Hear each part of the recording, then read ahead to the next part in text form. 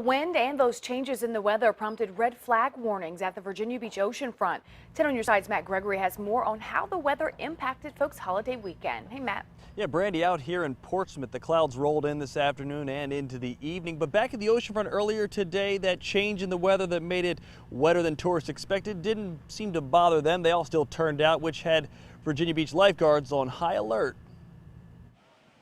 Saturday's weather at the oceanfront. Beautiful. It was a lot hotter, a lot crowded.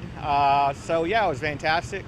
A lot of people, a lot of interesting people. Only a distant memory for Daniel Lozano and his family.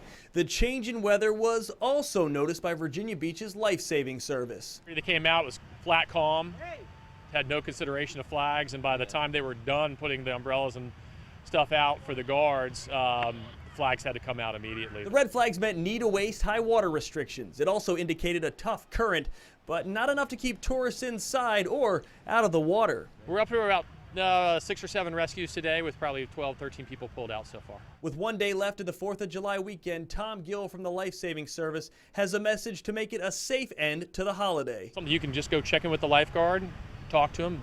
We love when people are concerned enough to interact early, and then they can find out what's going on and make sure that everybody stays safe within their group, as opposed to us having to tell them later when they're getting sucked out in a rip current. Daniel Lozano and his family say despite the weather, Can't complain, even if the weather's a little, under the weather, it's not a big deal. they expect to spend the 4th, rain or shine, in the sand.